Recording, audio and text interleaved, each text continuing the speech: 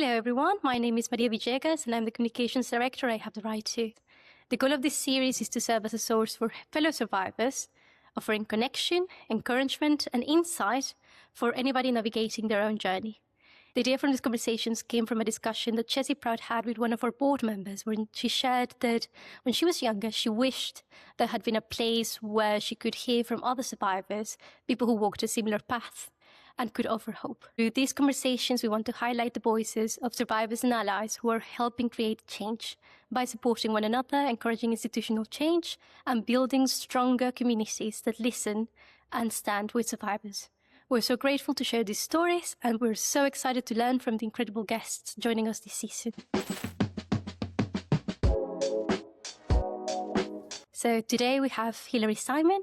I would love to have you introduce yourself, please. Hi, I'm Hilary Simon. I am an attorney, an advocate, and a survivor of institutional abuse at the boarding school that I attended for high school. And I was groomed and abused and sexually exploited by a teacher, Matthew Rutledge.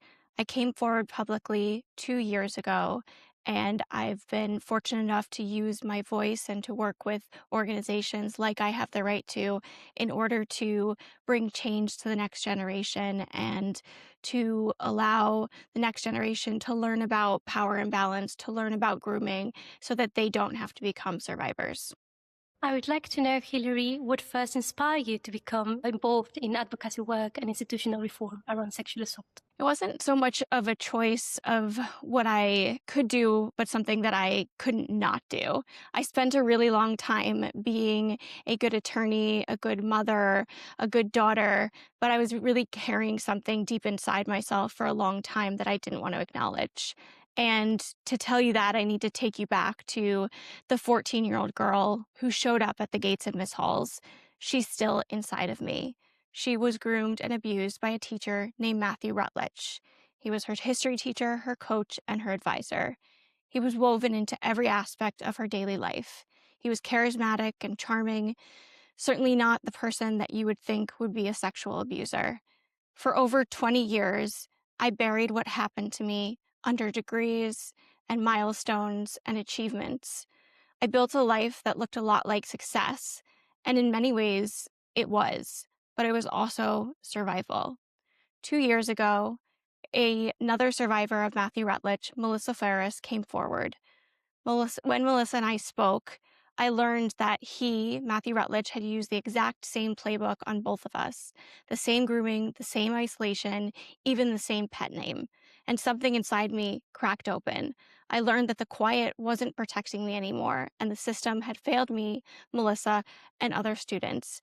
And I wasn't willing to stay silent anymore. You said that you buried yourself in achievements, in titles, in what many people think is perfectionism.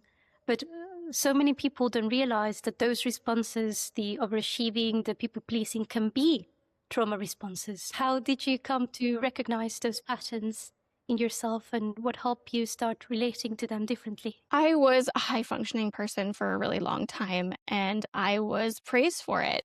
Like many women are. I was top of my class, I organized everything, disappointed no one, and I genuinely believe that that was who I was. I threw myself into law school, college, marriage, parenthood, and deep down, I was feeling that if I built a big enough life, no one would see what I was trying to hide underneath of it all in myself. And the world really doesn't flag that. Nobody sees a woman working hard and thinks that's survival mode. They think that she's driven. And what changed for me was sitting in a therapist's office and being asked, what are you afraid of will happen if you stop performing? And realizing that I didn't have the answer for it. I just had never stopped. And all of that was just armor, not just who I was. And what helped me was asking, did this come from desire or does it come from fear? And sometimes the answer is still fear, but now I am able to tell the difference. I think that is such a important response, because as you said, many women and maybe many survivors are told, well, as long as you're performing and as long as you're doing things right, and as long as you're achieving, then it means that everything is okay. But that is clearly not a good answer. And you mentioned going to therapy. How was that like? Healing isn't linear, and the journey of the last 2 years certainly hasn't been a linear journey of healing for me. Therapy is part of the unglamorous part of that journey, and it's sitting in a room deliberately going back to the places that I ran from 2 decades, and learning through different therapy modalities like internal family systems to learn how the parts of myself developed in order to save my life, and that they weren't flaws, but brilliant adaptations. And learning how to see those parts, have compassion for them, and then also to learn to reparent the parts of myself that were damaged by the sexual abuse and the trauma, and to move forward in that way through healing. You mentioned internal family therapy and understanding your own body and nervous system. What does it mean to heal those parts of yourself? What have you learned through going to therapy and regulation? So, one of the big things that I've learned that has helped me to heal is to think about trauma responses. And most people know flight, fight, and freeze. But there's a fourth trauma response called fawning. And that's one that doesn't get nearly enough attention. And fawning is when your survival strategy is to appease, to please, to make yourself agreeable to the dangerous person who has power over you so that they won't hurt you and you can survive. And instead of running or fighting, you become whatever that dangerous person needs you to be. You learn safety through compliance. And that's how I dealt with the abuse by Matthew Rutledge in real time, and also other situations in my adult life. And that fawning doesn't only occur within the context of abuse, it follows you into your entire nervous system. And part of healing is recognizing that and learning how to overcome that part of you that desperately wants to fawn in all situations, and realize that you also need to think about your own boundaries, what you want, and not just to appease or please either a dangerous person, a coworker, a friend. You need to really look inside yourself and figure out what you need. And one of the things that you were saying is how you were put into a situation in which you needed to appease that person that had power over you.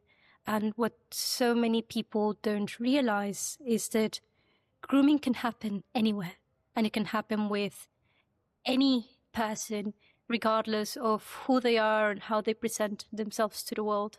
Now that you're speaking more openly about what happened to you, what is something that you would like people to know about grooming and those power dynamics? If I had known the word grooming when I was 14, I think that my story would have ended up differently. When I was growing up, we didn't have any education about grooming, power dynamics.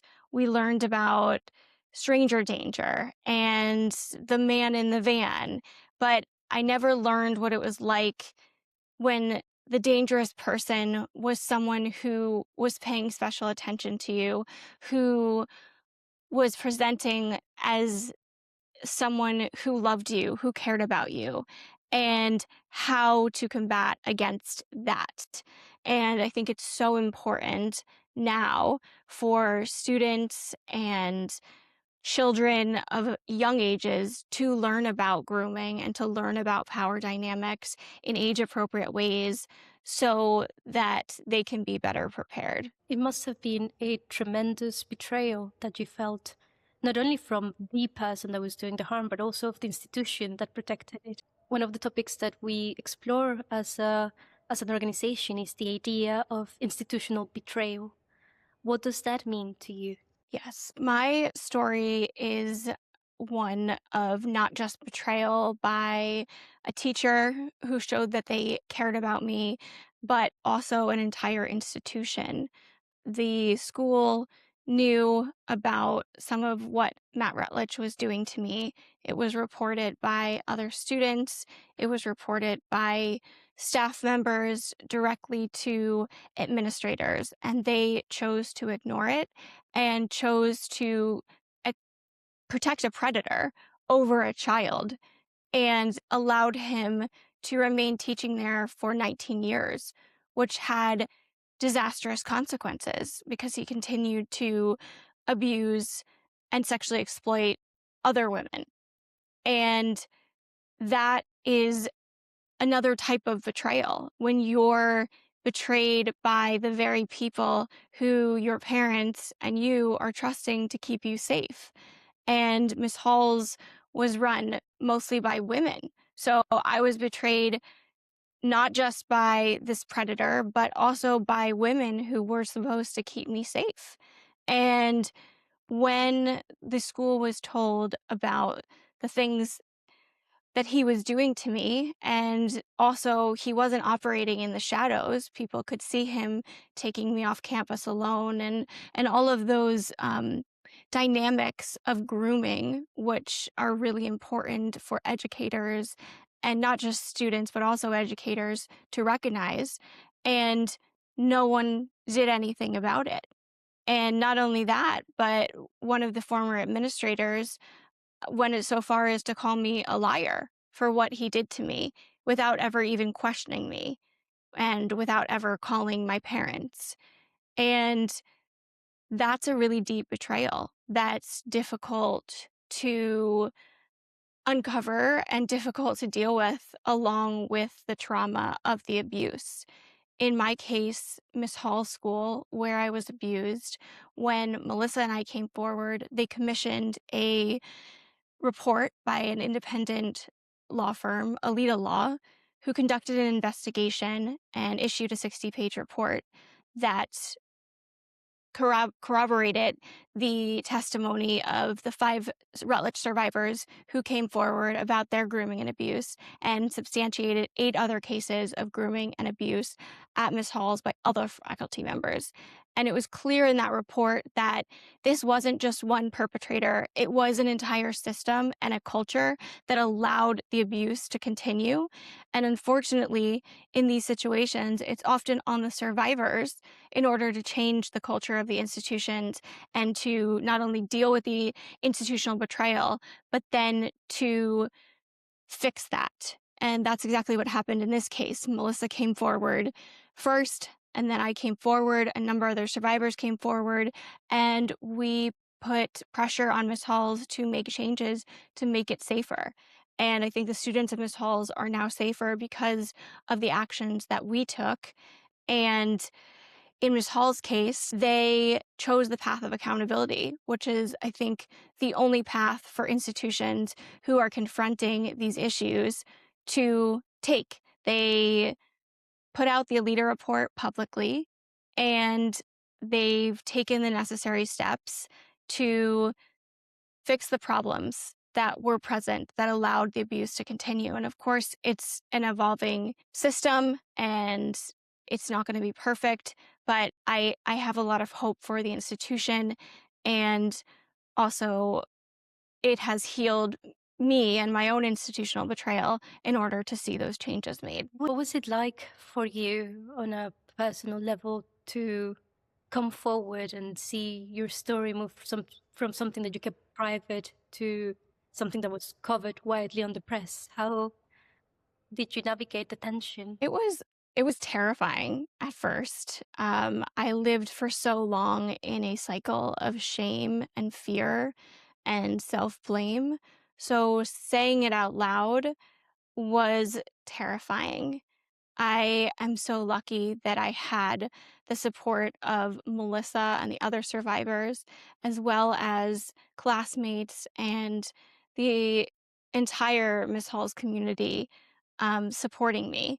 And so it made it easier to speak the truth and to go for accountability and to make sure that this would never happen again to any other students. So through that process, I also found my voice. And although I'm a deeply private person, I felt that it was really important to speak up to press and to work with organizations like I have the right to in order to make sure that students are safe going forward. And in my case, when Melissa and I came forward, we were contacted by current students of Miss Hall's who indicated that Matt Rutledge was paying special attention to them and doing behaviors which we recognized as grooming. And I thought he has to still be doing this and he has to be stopped. And he's not the only one. And that's what kind of really spurred me to speak out and to move forward with the press. And also, one of the other survivors, after Melissa came forward, contacted our attorney when they saw the press release in the Berkshire Eagle and said, believe Melissa because this happened to me. And she had no connection to the school. She had held this secret for more than 30 years. And through that, I learned the power of the press in order to make it safe for other survivors, not just at Miss Hall's, but everywhere, to come forward, to name their perpetrator, and to know that their story matters and they matter no matter how long it's been or what they went through. I think that one of the things that Jessie says is that once she came forward, one of the defining moments was when Charlie Pillsbury also came forward and said, hey, this also happened to me. And that just comes to show the power of community within survivors and how one single voice can cause a ripple effect that leads to truth, to accountability, and to feel that you're not alone. So thank you so much for your bravery and for coming forward. I know that it must not have been an easy path whatsoever, but now you're also advocating for other people, for younger women. And I would love to talk to you about that because your advocacy now also includes institutional reform and a law project. What is it about and what are you working on right now? Yes, I am wearing a couple different hats. One of them is my work with organizations like I Have the Right to, and also World Without Exploitation, to do the advocacy work of teaching what grooming is and what sexual exploitation looks like and what adultification is, adultification bias, and to make it safe for other survivors to come forward to tell their story. And that's been really life changing for me because, as you mentioned, it's all about community. And when survivors can feel like their story matters and that they're believed, it is life changing and groundbreaking.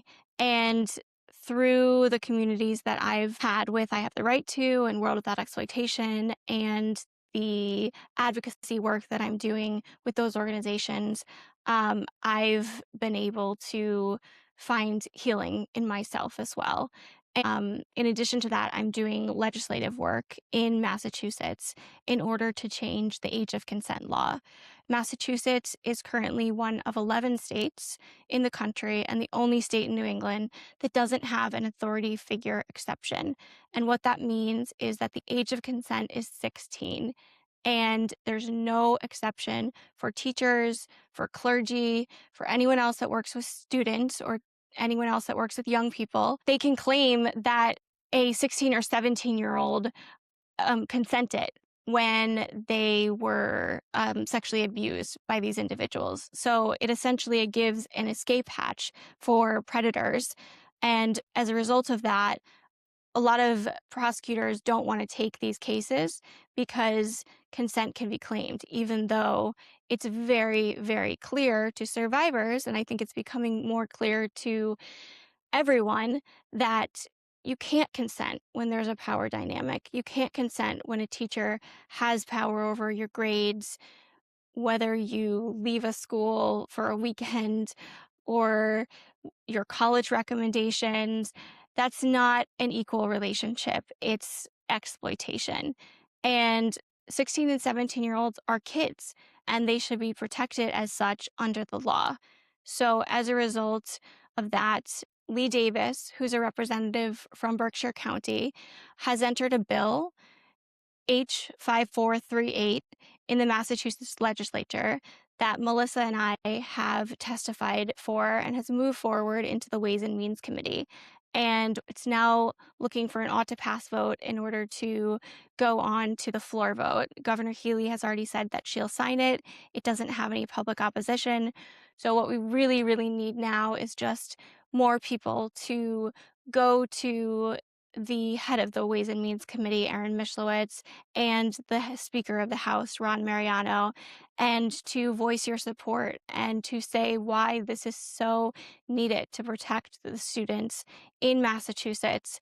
And my plan is to get this law passed in Massachusetts and then to get it passed in the 11 other states around the country that don't currently have this exception. You mentioned people being able to show their support and talk to the people who are currently in the House of Ways?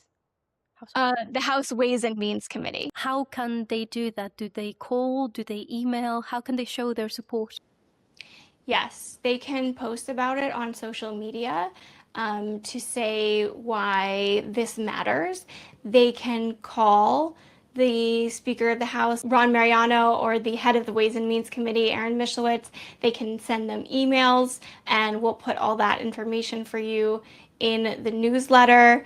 And it's just really important that people don't stay silent about this, because grooming and sexual abuse of children is a topic which is very difficult to talk about, but it's extremely necessary. People don't want to face that it could happen to them, it could happen to their daughter, it could happen to their son, and they need to hear that. And that's why it was also really important for me and Melissa to come forward publicly so that you can see the faces behind the stories and know why it's really important to protect kids. You also mentioned how important your the education side of your work is.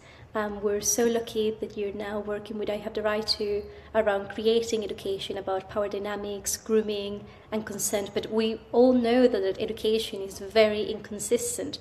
I, for example, never got education related to grooming or to consent.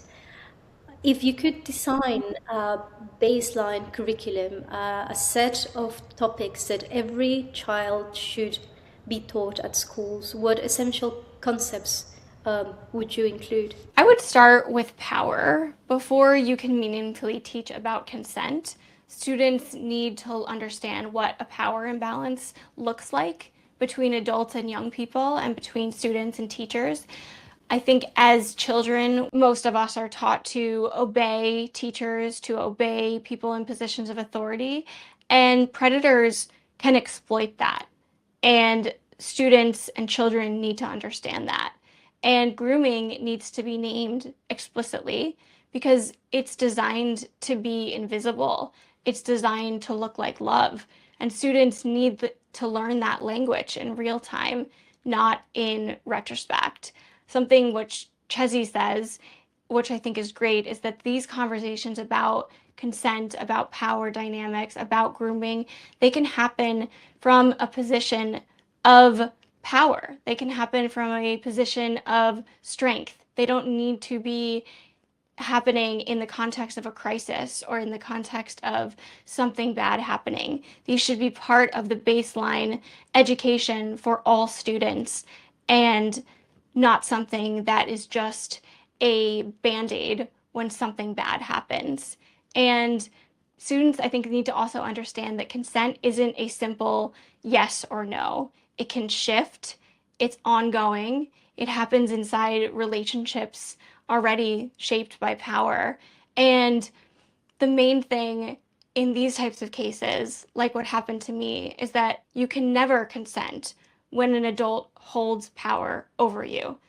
And that is just plain and simple exploitation, and people need to understand that. And I don't think that these concepts can just be taught in a single assembly or a workshop.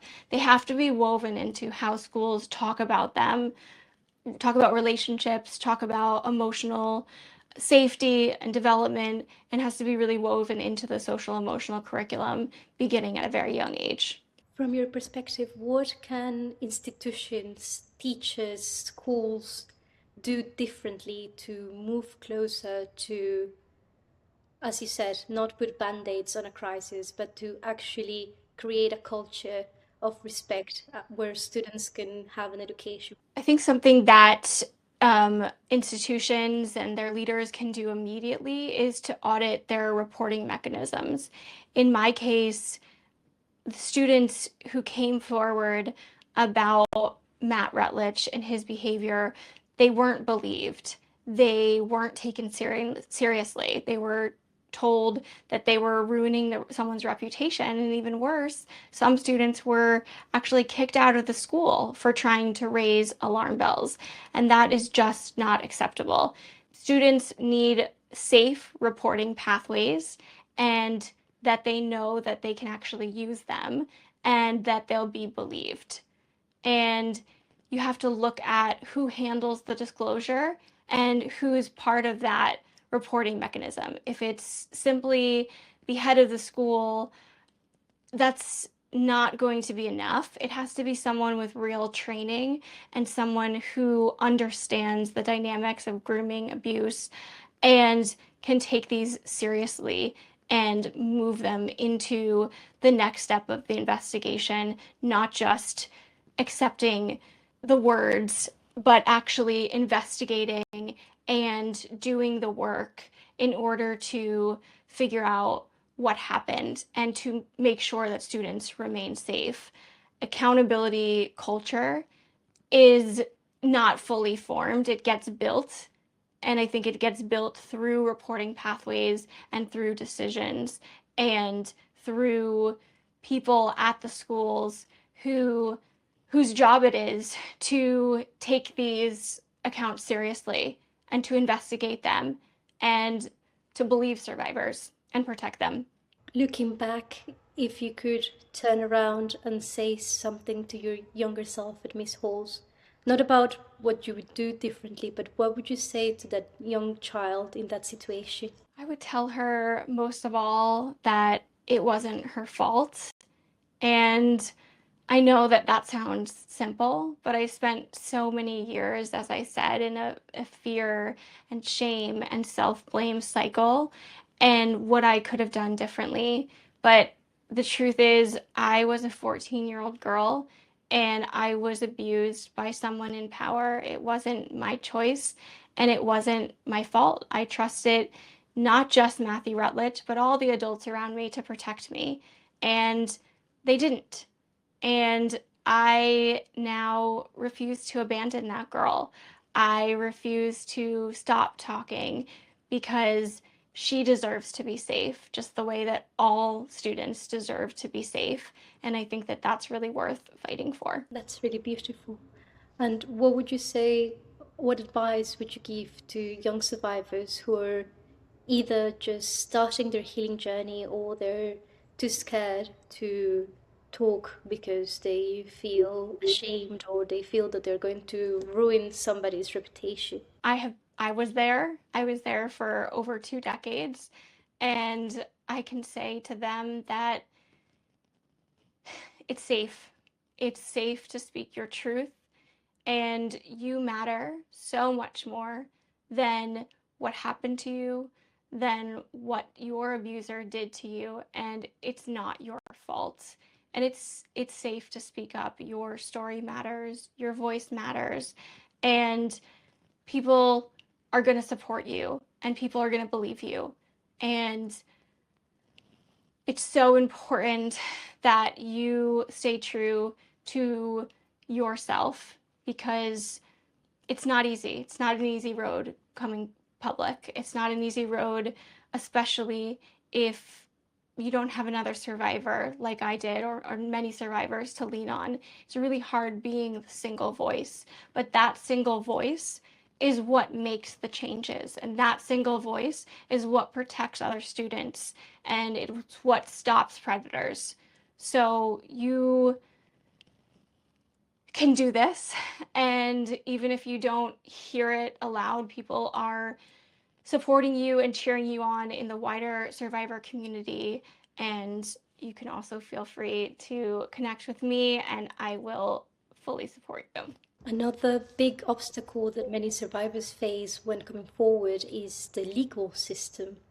It is incredibly complicated and hard to navigate, and a lot of times re-victimizing for many survivors. I think that you have a very special perspective being a lawyer yourself.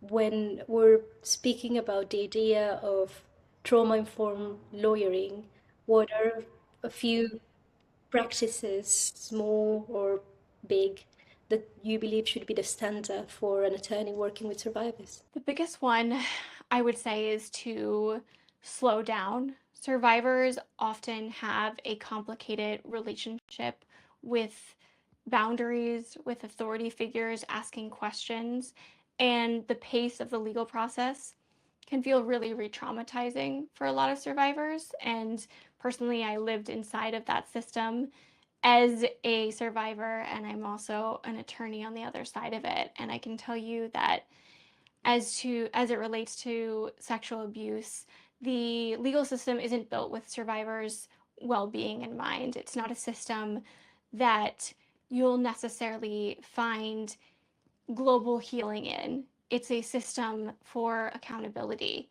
In my case, I settled my case in order to then move to the next phase of healing and to doing the advocacy work. And I think that there's things that every attorney who's working with survivors can do.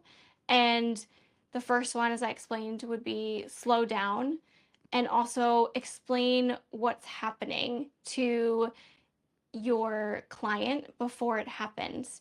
Survivors can feel a loss of control because of what happened to them, and they need to feel in control when they're in the legal system in this process as much as possible, because it's re-traumatizing. The depositions, retelling your story, the discovery process, reopening yourself up to your predator or the institution that enabled the abuse is really hard. And survivors also deserve to be believed. You don't have to judge credibility at intake. You just need to hear survivors and hear the story and believe them. And trauma that happens through the legal system is really real.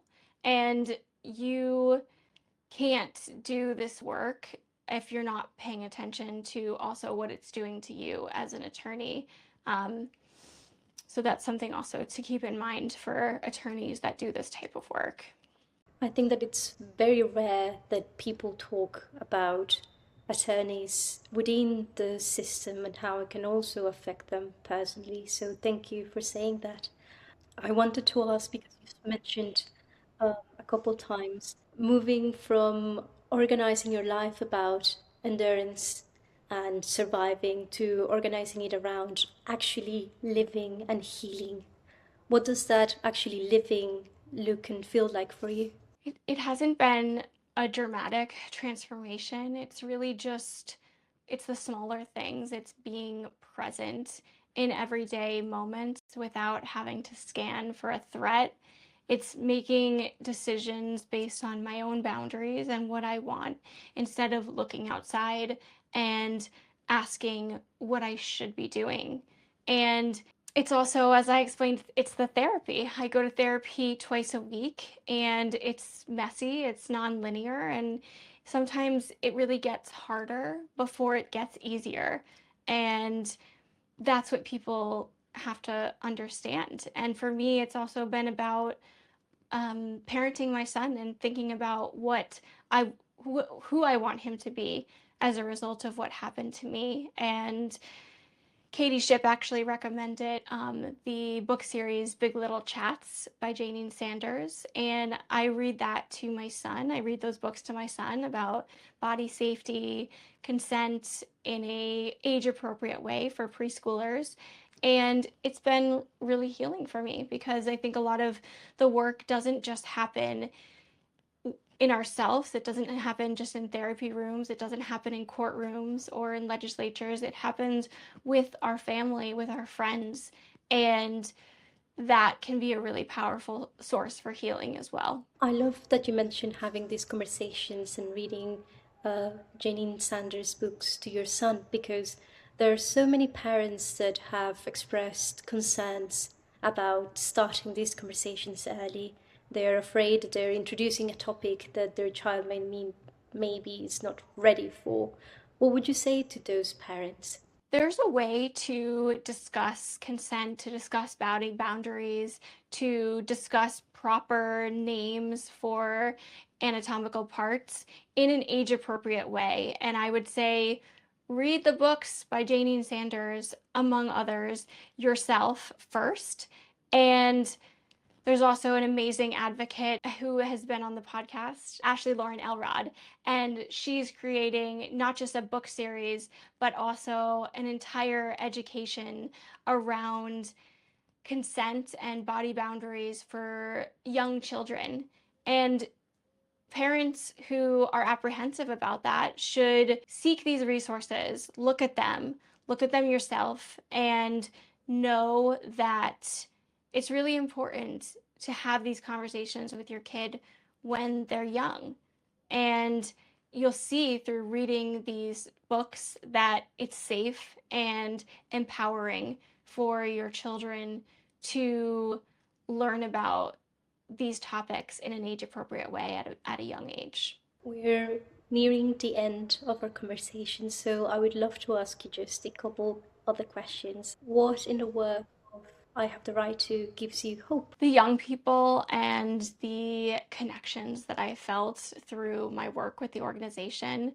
Every time I'm in a room with advocates or other survivors, I'm reminded of the community around me and that it's safe to speak my truth and it's safe to tell others my story in hopes that it won't be repeated and in hopes that they will be able to better understand these dynamics of grooming and power imbalance so that they don't have to have a lifetime of trauma. And I think what I really appreciate about I Have the Right to is that it meets students where they are. It meets them at the developmentally appropriate ages and gives them the language and the community and tools before they actually may need them in order to, again, have these conversations from a place of power and from a place of not reaction, but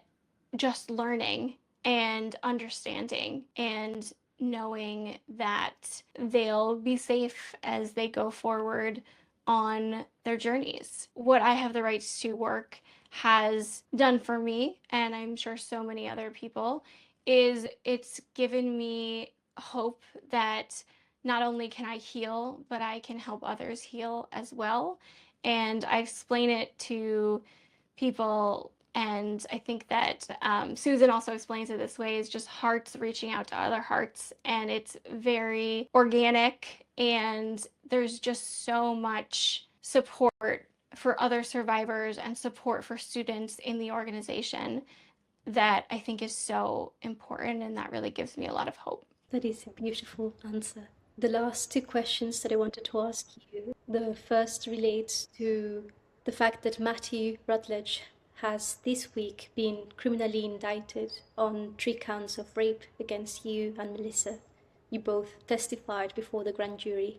What does that mean to you now? This week, I keep saying those words to myself this week because this has been a 2-year public journey and really a 2-decade private journey in order to reach this place of accountability.